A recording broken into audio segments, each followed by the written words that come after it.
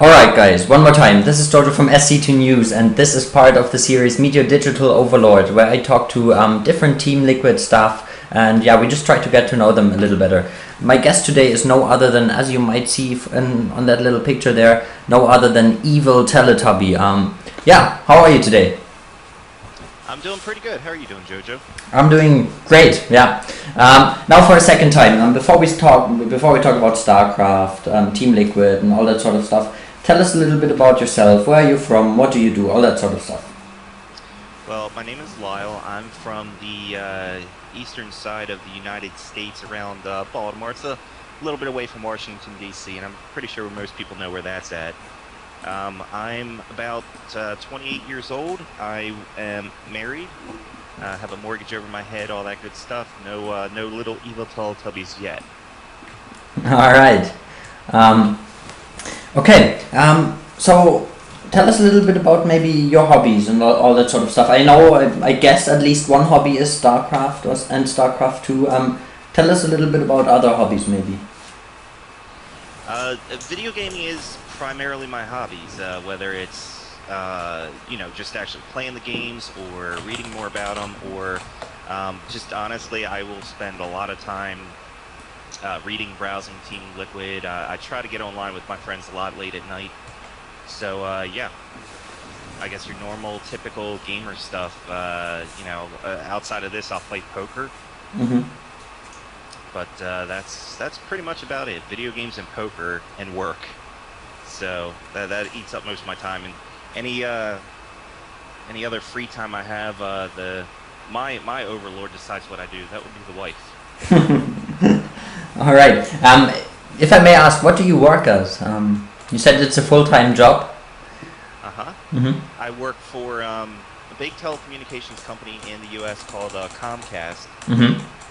I work in one of their call centers. I'm a supervisor there, so it's primarily customer service, technical support. Mm-hmm. So generally, anytime someone calls up and they're just so angry and so mad, and they say, "I want to talk to your supervisor," well, that's me. All right. And what do you tell them? You know what? Honestly, it's not so much that they're mad or hateful or unreasonable or anything like that. People are just frustrated. Mm-hmm. And I see a lot of that, not only from work and but it translates to a lot of stuff online, and everybody likes to joke and talk about like nerd rage and stuff like that, and I guess a better description would be when we have like a big tournament, MLG, something like that, and there's stream problems or technical difficulties, or we need a LAN because BattleNet crashed or something like that, and you get a lot of frustration and a lot of pent-up rage, and a lot of times it's just frustration. It's not someone's angry or unreasonable or something like that. It's just they're frustrated at a situation. So my job is to understand why they're frustrated and kind of relay that to them and empathize with them, and from there kind of work towards a resolution.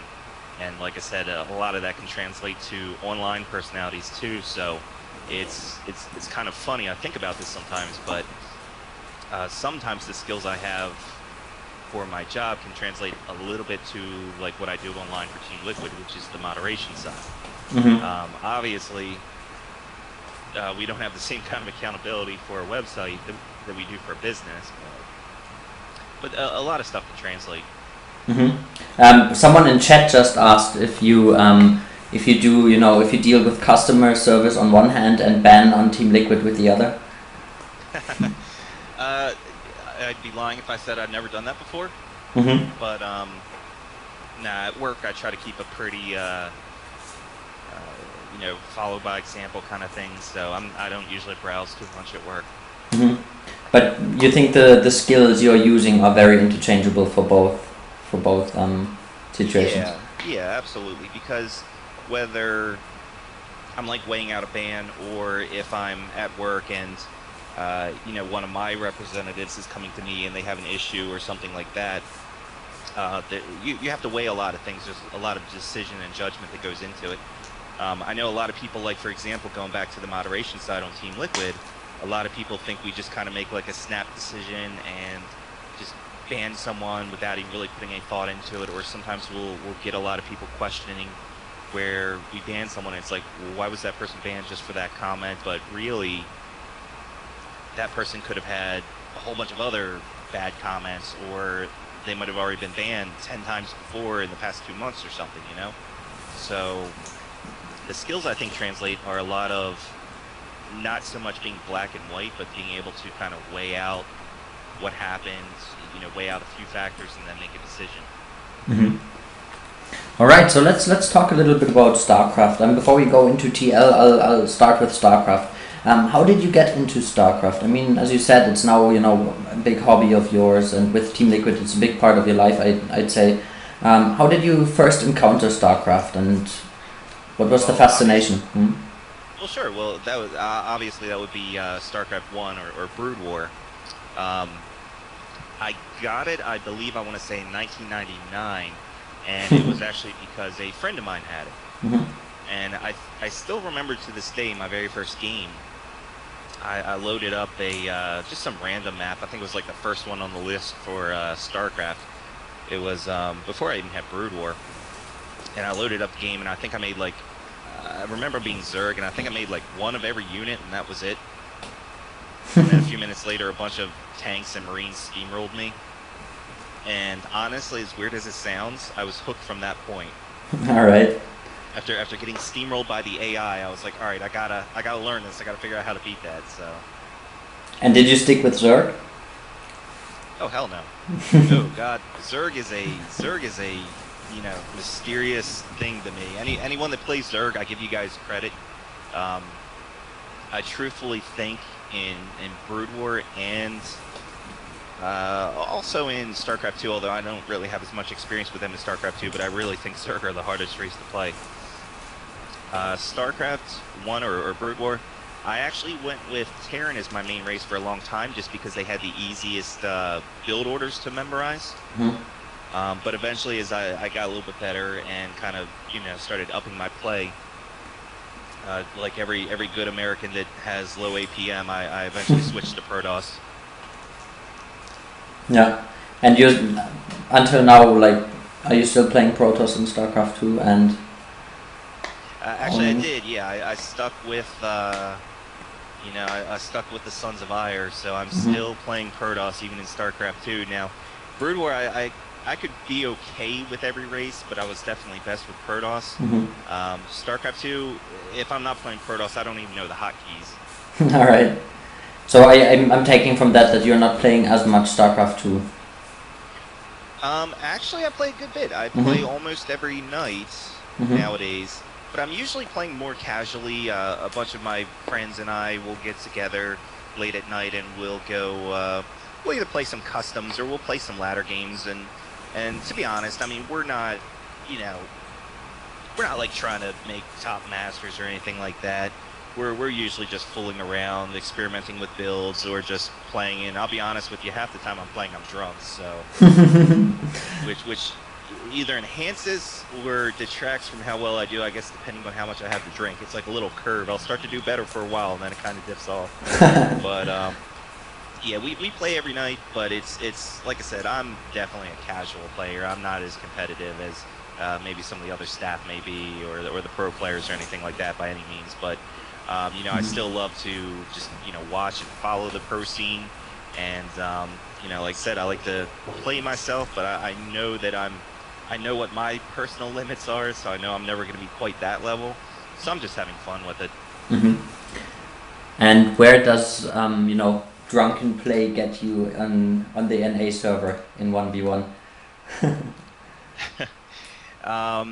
1v1, I don't play 1v1 so much because I'm usually just, again, online to play with friends. If I play 1v1, I'll place either Platinum or Diamond, somewhere around there. In my team games, I'm usually either Diamond or Masters. I think like this season I'm Diamond in 2v2, 3v3, and then Masters in 4v4. But I've only played a couple games in each, so. All right, cool. So let's jump into Team Liquid a little bit. You said Sure. you got you got into Brood War in 1999. I know you are one of the oldest staff members Uh-huh. on Team Liquid. When did you get when did you join Team Liquid? How did that come about? And tell us a little bit about your progression from a casual user, I would say, to being a red name now. Sure. Well, I actually started out on the BattleNet forums back in the days. Oh God. They had a forum dedicated to Brood War, of course, Hmm. and I was just big there, very active there, and just trying to learn more about the game, find you know, I guess kindred spirits, other people that are interested in the game too, wanted to talk about, wanted to play, all that kind of stuff, and I heard a few people. Because there were a few people from the H&R clan, if you remember them. I I don't know if you've don't. ever heard of the Brutal clan H&R, but they had a few notable members. Hmm. There's H&R Insane posted a lot on there.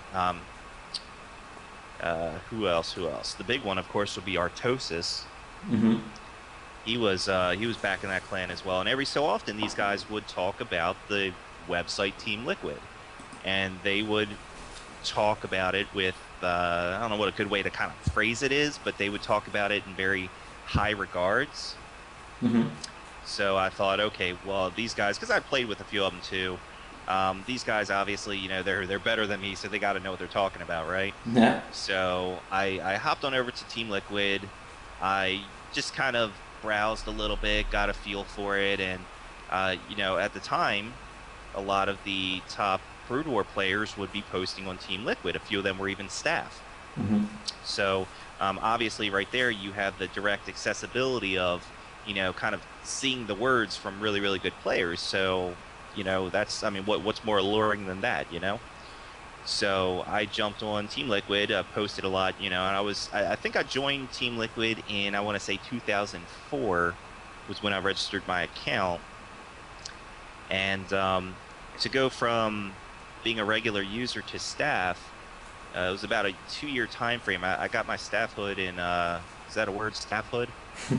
I have no idea. You are the first language guy here. Oh, there you go. It's bad if I'm questioning it, right?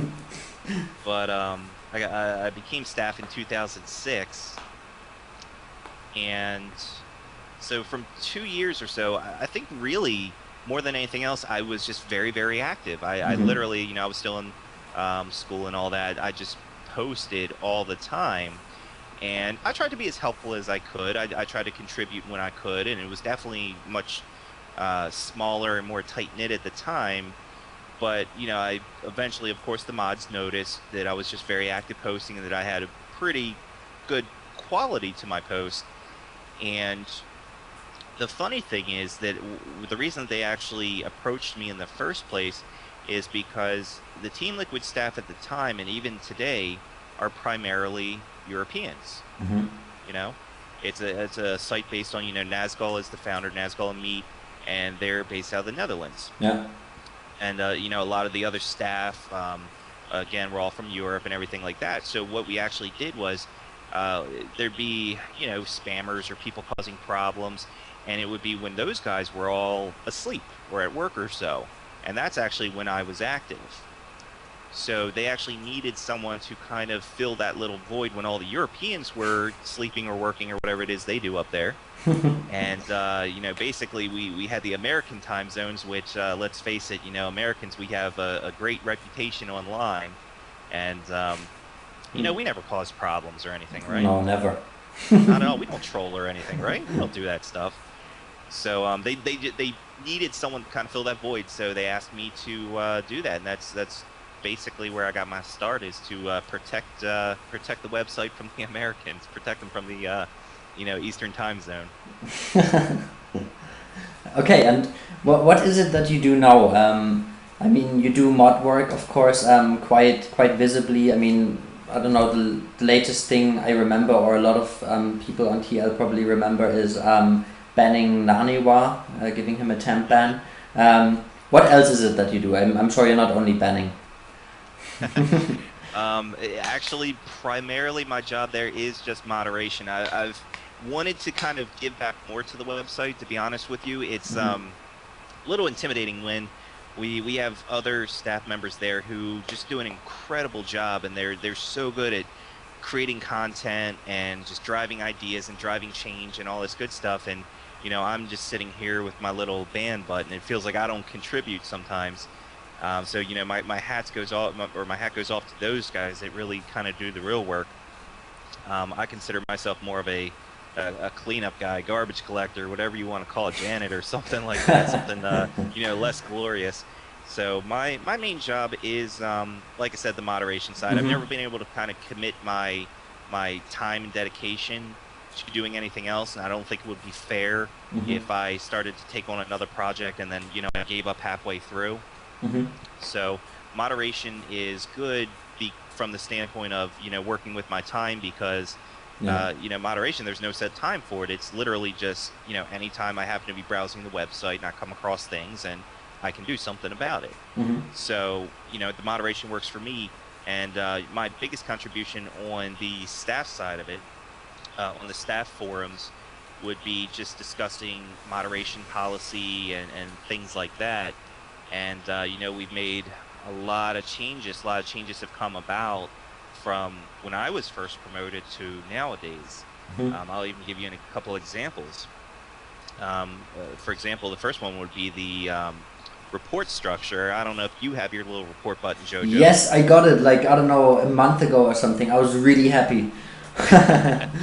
It's a cool feeling to have, isn't it? It is, definitely. Like all of a sudden now you can do something about it, right? Now you see someone, putting someone down, or a cruddy post or something, now you have recourse, right? Exactly, yeah. But I think Manifesto put it best, is that back in the day, as he puts it, we had to actively look for, not that we're looking to ban people, but we had to actually actively stumble across something where someone is posting offensively or something like that. And now with the report button, it's so centralized, because we've grown so big over the years. There's just literally not enough of us. So we do rely on the users to report what they see, and then it kind of brings a lot of stuff to light that we may miss. So that's a huge change that we've made from when I've started, and that was, I was a big proponent of getting something like that put in place. I probably harassed our coders a whole bunch of times to get something like that put in. And also, of course, we have like the banling project, and there is a difference between a moderator and a banling. Yeah. Banling is something we started, like I said, more out of a need than anything else. Just again, growing so big, and just the sheer volume of reports and users that come in every day. And I mean, God, we still get tons of people signing up for the website every day. So we have the banling project now, which is kind of like a trial moderator. Just again, we kind of take from people that are the best reporters, their model posters, that kind of thing, and now we have a process to actually kind of wean them along. Whereas back in the day, when I started, it was just like staff is staff. That's it, But nowadays we have, we have everything. We have a graphics team. We have the bandlings, of course. We have the writers team. It's just amazing how big we've grown. And like, touching up on that a little bit, I mean, I think that the biggest influx came with the release of StarCraft 2 or StarCraft 2 beta. How do you think, because at the moment, when you're on Team Liquid, you always see those veterans talking about the good old Brood War days and how it was so much better and all that sort of stuff. How did Team Liquid change for you from your perspective with this huge influx, with this huge popularity growth, pretty much? Well, actually, I'm glad you brought that up, and that's something I wanted to talk about too. And I thought about it right before I signed on here so we could do this. You will see a lot of veterans talk about the good old days, and how much better it used to be, and how everyone was a good poster and things like that. And it's funny, if you ever see someone bump a really old thread, or if you ever go back and look at old threads, they're nothing but one-liners and smiley faces. Oh God, I did, yeah, and it was hilarious. So we get a lot of veterans that kind of, they're kind of looking at it through their nostalgia glasses. Yeah. And remembering how great it was back in the good old days, The good old days, we posted like crap. But the difference was, it was so much more tight-knit, and it was a smaller group of people. that everybody kind of knew everybody. Yeah. So it wasn't such a big deal. It was more like, just, almost kind of like friends hanging out, that sort of thing. And that was by far the biggest thing. So I think when most of these veterans complain about, the good old days, I'm not necessarily meaning that, the quality of posting was better back in the day. I actually argue that the quality of posting is better now. Way better nowadays. But the big difference is, like I said, we just have so many people, you don't have the same kind of tight community feel that you used to. And now what happens is you get the only place that you develop that kind of, tight feel where everybody knows everybody is only in certain threads. Yeah. What you'll see me in a lot is the automated ban list thread. Yeah. Obviously it's related to what I do. Yeah. But there are a lot of people that post in that thread, and they're all kind of friendly with each other. They all know each other. So, that's one example. You have a lot of other popular threads out there. The K-pop thread is another big one. The not as body thread is another one, as weird as that sounds. So what happens now, instead of just everybody knowing everybody, you get little segments, little parts of the website where everybody knows everybody within that area. So, and I guess that just kind of goes with the territory of getting so big, because when I first came onto Team Liquid, there would be a big OSL finals, everyone's coming online to watch it live, and we got stoked when we hit 1,000 active users, Yeah. And as I'm sitting here having this interview with you, there's no tournaments, nothing major going on. We have over 12,000 active users right now, no tournaments. Yeah. So that'll hopefully kind of give you just an idea of how insanely crazy big we've got. Yeah. Yeah, with this, I don't know, it's a really big site, a really big forum, and I mean, yeah, by now you have a lot of staff as well, with band links, with red names, blue names, etc. How, do you guys ever meet? How many people have you met from TL staff, or is it pretty much just mainly in the staff forums? Well, we do talk. We'll talk a lot in staff forums. We'll talk a lot. I don't use it myself. We use IRC and everything like that. There's, a lot of ways that staff talk to each other. A lot of them have each other's MSNs, that type of thing. We never had if you mean like a staff meetup, like in real life, is that what you were asking? For example, yeah, a massive Team Liquid flash mob or something like that. As awesome as I think that would be, we've never had one. Yeah, I thought so. I mean, I could see something like that potentially one day, now that we actually have headquarters and everything like that, we actually have a place to meet up. But primarily most staff gets together and meets when there's events.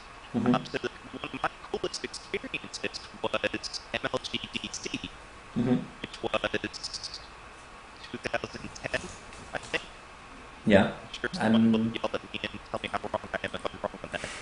But that was very, very cool, because not only did I get to, obviously meet players and do all that cool stuff, and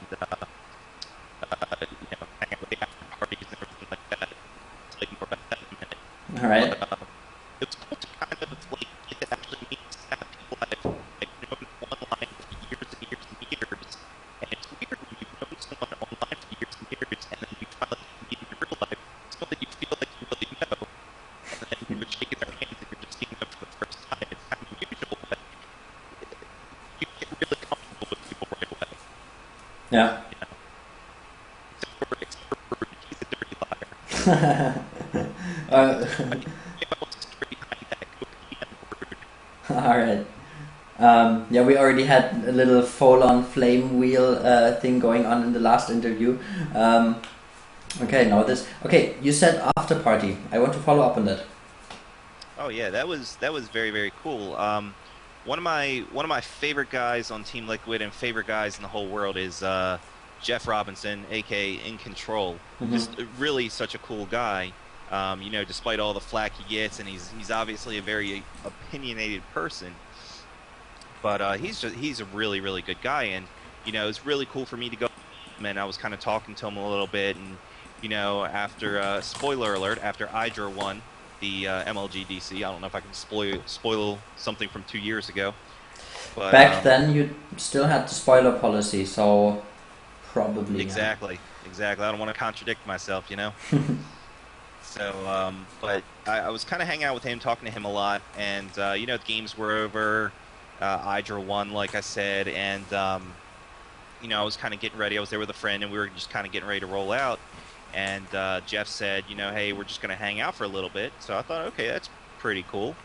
And a lot of TL staffers kind of stayed behind, and all the EG guys stayed behind. And well, we kind of made a run for some. Well, actually, let me back up a second. We all decided to go out and get something to eat somewhere. And when you have a group of like 50 nerds wandering through the street on a busy Saturday night, there's nowhere that can hold that many people, right? Yeah. So we go on some big crazy quest, walking everywhere we could, trying to find somewhere. Nothing's happening. So we get back to the hotel lobby of the little convention center where the MLG was being held, and we decided to make a couple trips out. One trip was for a massive amount of Chinese food. The other one was for a trip to the liquor store. So, all that stuff came back, and luckily the alcohol came back first, which I have Irish in my blood, so I was very happy about that. But the alcohol got back first, and I'm very, very proud to say I was able to pour Idra his victory shot. Or victory drink. I made him a screwdriver, and I messed up because I make my drinks pretty strong. And I think I gave him the one that was meant for me just because he took a sip of it, made a funny face, and I think that's all he drank from it. So, but it was pretty cool. Like I said, got to hang out with those guys. We ate and everything like that, and it was kind of cool to see that like players there that had heard of me. Now I'm thinking they're not going to know who the hell I am. And then, they also thought it was cool that we all knew who they were, even like some of the lesser known players. And now it sounds bad that I said lesser known, but, some people like, I walked up to LZ Gamer and I said to him, I'm just like, oh, who are you, trying to be friendly? And he's like, oh, I'm LZ Gamer. I'm like, holy shit, you're LZ Gamer. I love you. He's like, yeah, who are you? I said, EvilTeletubby. He's like, oh, holy shit, I love you. So it was kind of cool like that. Yeah. But yeah, after all that was said and done, kind of got to meet everybody. Then we went up to the hotel rooms, and then JP actually did one of his state of the games right there, and it was pretty cool, kind of getting to be in the room with all the guys as they were doing a state of the game. I was pretty honored that they let me be there. Yeah. And it's just kind of cool to see all the top players kind of gel together and give their thoughts about the game and everything like that. It was just overall just a very, very, very, very cool experience, and I can't wait till we get an MLG around here again. So if Sundance is listening, he needs to bring it to Baltimore. All right. So are you still going to conventions and tournaments and stuff like that? So have you met any of the current Team Liquid players, for example? Have I met any current Team Liquid players? I think the only one I saw at DC was Red, and I didn't really get a chance to talk to him very much. Back then, when I went to the MLG DC, there weren't a lot of Liquid players there. Yeah. So I didn't really get a chance to meet him. A lot of staff were there, but just, not many of the players. And lately, there hasn't really been anything nearby, and, I haven't had a chance to get off work or anything like that. So one of the things I've been absolutely dying to do is go back to another live event. And, sadly, the DC one was the last live event I was to. The only thing I've kind of been to since then were a couple of bar crafts, which are very cool experiences, but nothing beats actually being there in person at the MLG. So, one of my big things for 2012 and kind of going forward is I'm going to try to go to as many as I can. Anything that's even remotely in this area, I'm going to go to. So all right. So from the different tournament formats, it sounds like you enjoy MLG the most. I don't know if I'm the biggest fan of their format. I do like the fact that obviously they have that, their local feel. They're based here in the States. So it's not quite as distant as watching the GSL or something. I'll still maintain that the GSL, and I think, no one's going to disagree with me on this, that the GSL is still going to be the best run tournament. And it still has the best competition, everything like that. But the MLGs are just fun because, again, it has that local feel. They're going to American cities. You get a lot more American players that get to play. So it's just cool to see that. So I love the fact that I'd be able to go. I mean, if I could fly out to South Korea and go to GSL, I'd do that in a heartbeat too. Yeah. On that note, who do you think will win this GSL season? Any of the two Team Liquid players still remaining? Say that again for me. For which one? For this GSL season. Codas. Oh, okay. Who's to be honest, I haven't caught the past couple days results. Do we have any Liquid players still in it? Yeah. Who's still in? We have two in still, and that's Hero and Taja, I think. Okay, yeah. And I actually should have known that because I think I did read that. um, between two of them, I like Hero, probably for obvious reasons, but I think his play's great, and he was our first big Korean acquisition. It was very cool to have him on the team, and I'd love to see him do well. Just I guess more on a personal note, just because I've kind of known the guys longer. There's a few other Liquid players I'd really kind of like to see go further. I guess my main one would be Liquid Jinro, just because Jinro and I have kind of been moderators on Team Liquid forever. He used to go by the name Frozen Arbiter, and so I've known him online forever. And then of course he got real big. He's real popular. He's an awesome guy, awesome player, and just because I have like the personal relationship with him, well, not in real life or anything, but because I've known him for so long, I'd really like to see him do well. Yeah. So, and he's broken my heart a few times, but I'm still pulling for him. I love the guy, and I'd love to see him do well. But at the same time, any Liquid player that does well, I'm absolutely ecstatic for. So, it always my pecking order, if you want, when I go to Barcrafts or when I'm watching online with friends or anything like that, is I always root for Liquid players first, and then for Protoss players. And then I might get a little hate for this, but then I'll root for non-Koreans. Yeah, I mean that brings out a point that's been discussed quite heavily lately. Especially with IPL4. I don't know if you watched it. I did, yeah. Yeah, but I mean, in the end, it was very much dominated by Koreans, and it brought up this whole discussion whether or not you should limit the seeds for Koreans for foreign tournaments and stuff like that. And what's your personal take on that? My personal take, like I said, on one hand, I do like seeing non-Koreans or foreigners have the kind of access where they can do well. But at the same time, I think it's artificial if you limit the number of Koreans in the event. Because, a lot of times people want to see these events, not only to see their players do well, but they want to see high-level StarCraft, right? And if the best players in the world are primarily Koreans, then I think you're, I guess, tainting the event by limiting how many of them can show up, or how many of them can play, because then you're artificially lowering the quality of it. So I think that, they should be allowed to participate just like anyone else can. Now, having said that, I would still love for foreigners to smash them every single time.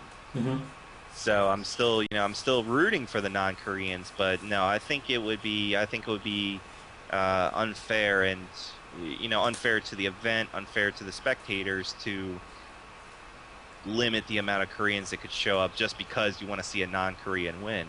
But I think also what will happen is, because the quality now, the challenge goes even higher, is that if a non-Korean wins a big event and he smashes through, all your big household names, that's going to make a huge difference. Their stock is going to go up immediately. Yeah. So I look at it. Yeah, I look at it as just an opportunity. I mean, because kind of to backpedal even further, if there's all kinds of events going on all over the place, but the majority of the time, if you don't have that top-level competition there, whether it's Koreans or top foreigners, if you don't have the top-level competition, someone wins, everyone just says, well, who cares? It was an easy event. They didn't have to do anything spectacular. But if they have to go through a whole lot of Koreans and they beat them, that's going to be incredible, Yeah. I mean, what you just mentioned is like yeah, the impact this has if you beat Koreans. I mean, we can see that with IPL 4 and the story of Scarlett, you know, who came out of nothing, beat a few Koreans, and created this massive hype. Yeah, I'm actually glad you brought her up, because that's actually kind of that's who I was picturing in my head as I was just kind of talking about that. Yeah.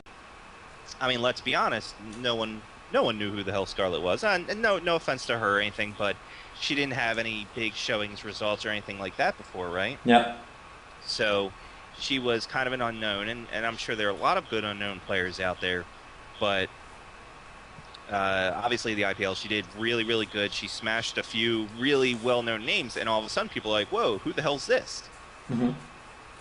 So if this tournament didn't have the same kind of caliber players, the same top Koreans, everything like that, I would say that she'd still be relatively obscure, right? Mm-hmm. So I think absolutely that's exactly what happens. In fact, like I said, I would wager that people really trying to break onto the scene would rather have those kind of people there, Mm-hmm. so they can have that kind of opportunity to really beat a well-known player. Mm-hmm. I mean, where else are you going to do that in front of a big international audience? Yeah. All right. So yeah, Scarlett. Oh, I'm sorry for cutting you off, but yeah, I was just going to say. So yeah, I'll just throw that out there one more time. But yeah, Scarlett's the exact example I'm talking about, and you know, in her own thing, that's a phenomenal story. But I'm sorry. Go ahead. No, that's okay. No. Yeah, I mean, coming back to that a little bit, I mean, there was always this talk, you know, the skill gap between Koreans and foreigners. Is it increasing? It's so hard to tell, and I've heard. Yeah, there's obviously a gap, and I hear different players say different things, and I'm obviously not them, so I don't really want to speak for them. Yeah. But all I can say is that there is a gap. Mm-hmm. I don't know if it's getting better or worse. So, but they're you know, all I can really do is acknowledge that there's a gap. I'm kind of dodging the question. Mm-hmm. All right. Yeah. I'm playing into this whole thing. You know, this notion of, you know, this doom kind of situation. You know, that, I mean, there's fun stuff going on, like, you know, April is coming and this sort of stuff. But on a serious note, I mean, there is this idea out there that the skill gap is getting bigger and bigger, and that foreigners are going to fall off the scene and all this sort of stuff. I mean, I think that's, I mean, one really important part in this is that a lot of foreign teams also focus on marketing a lot, marketing their players as personalities. Right. So falling off the scene, I think, is not really an option or not really possible, because this scene works around these personalities. I agree with you, and like I keep saying before, I mean, it all goes back to, you know, we want to cheer for someone and root for someone that we have something in common with, right? Yeah, exactly. And if you know, most of us don't speak Korean, we want to root for someone, especially someone from our own country, Mm-hmm. or from our own website, or from our, you know, our favorite team or something like that. So I absolutely agree with you that for the foreign teams, it is primarily around the personalities of the players, Mm-hmm. and not so much their results. Now, having said that, though, I still want to see it continue. I do still want to see foreign teams make the investments in the players, and I do want to see foreign players do really, really well. And in my mind, it always sets up like a big like David versus Goliath kind of thing when you do have foreigners going up against Koreans, and it just makes it that much more exciting when they take them down. Exactly. So, you know, without a doubt, there's that skill gap. Do I think it means that, you know, foreigners have no chance against the pros, against the top Korean pros? I don't believe that at all. And spoiler alert, you know, Naniwa, for example, is proving that one wrong right there. Exactly. Yeah. Okay. Yeah. To wrap it up, let's go back to Team Liquid a little bit. When you would have to say about the Team Liquid community, what's the best thing about the community, and what's the worst thing in your opinion? Can you put the best thing and the worst thing about the community, huh? Yeah. Okay, the best thing about the community, I would say, is actually that word right there, the community of it all. Hmm. And like I mentioned, when the website has gotten larger, it feels like that community effect has gone away, but now we have a bunch of small communities within the community. Hmm. And I do believe that for the most part, our user base, discounting the trolls and everything like that, but I truly do believe that we have just an amazing community with all kinds of different, skills and background and everything like that, but we're all kind of brought together for the same thing, for the same passion that we all have. And it's just very cool to see people kind of have an outlet to get together and share experiences and help one another and um, everything like that. I mean, if you've gone to the blog section lately, I mean, it's not Hmm. it's like an advice column now. Yeah, it's amazing. So yeah, but people do give useful, helpful advice, Yeah. and we have the tech support forum, which is amazing too. And we're really turning into a community site where people can go not just to learn who won the latest StarCraft tournament, but you can do and get information on everything. I mean, there's threads on every movie, every TV series, sports and games. We have all kind, every sport out there, Yeah. different video games. Now we have like the League of Legend data sub forums. So it's a game within a game. We're metaforming here. Hmm. And I think that's by far the strongest thing about our community is our community and each other and how we just have a quality core community. Hmm. And if I had to say, you asked me about what's the worst part of the community, huh? Hmm. The worst part of the community, I suppose, is kind of not necessarily unique to Team Liquid, although I think we actually do a great job in handling it on Team Liquid. And that's where, myself and the rest of the moderation team comes into hand. But Yeah. just the fact that we are still an internet forum and our community is primarily composed of young men, Hmm. you know, and young men online.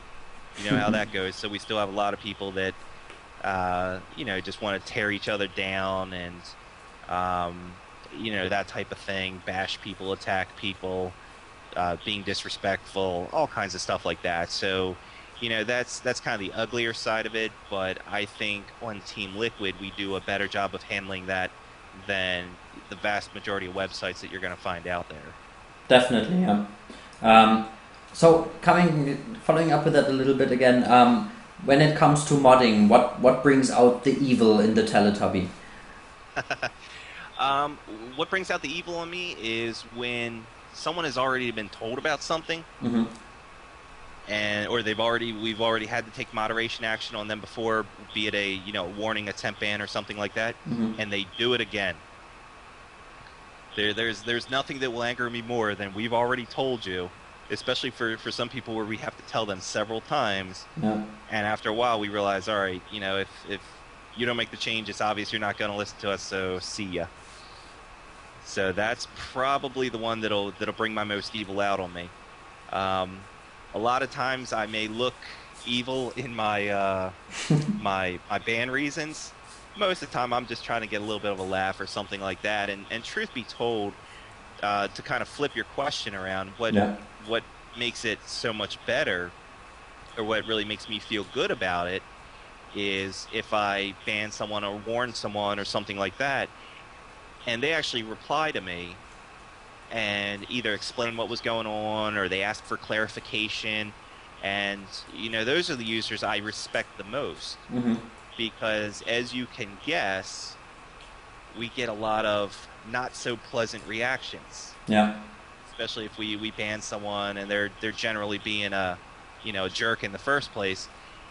Um, we get plenty of times where we'll sign back in. Hey, I have a new PM. You click on it, and it'll say, "F you, you're a fat loser. Get a life. You've never been laid, virgin, living in your mother's basement." You get all that kind of stuff, right?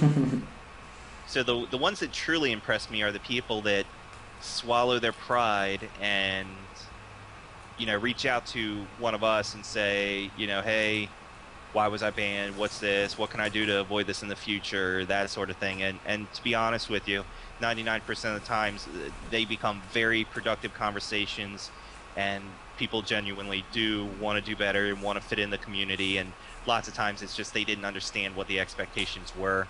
So you're always still going to have your jerks out there, and Team Liquid, just like every other website, is in no short supply of them. But I really think we have a culture where we try to cultivate and really bring out the best in people. Mm-hmm. That was amazingly customer service or politician in answering that. That was perfect, turning this negatively skewed question into something so positive. That sounded good. That sounded rehearsed, didn't it? Yeah, that was amazing. I think I at least will leave it at this now, at this very positive note. With the hope for a better world. Is there anything you want to say to the community? You know what? I should have had something prepared. I'm sure you were going to let me do a little a little shout out thing. If you want, of course, go ahead. God, see, the problem is there's so many people I'd love to give a shout out to, so I don't even know where to start. So I'll hit up a couple of my friends that I play with every night. Big Loser, Blavik, Chronic, those guys, my friends, they're awesome. Everybody in the automated ban list, just I love them bringing up my bands and questioning them or laughing at them or whatever. So we got a lot of active users in there, and just really any of the staff that might be listening too, just really cool people. But if I have a shout out at all, it's just to the community. I truly, I'm not going to try to get all warm and fuzzy Care Bear on you here, but I truly believe that we have one of the best, if not the best, online community there is out there, especially when it comes to video gaming, which tends to have such a negative stigma around it. And I truly believe we are one of the best, and we're the beacon, and we hold ourselves above what's acceptable for a lot of other places. So I just truly think the community is awesome that we have. They're very supportive, and they're the best.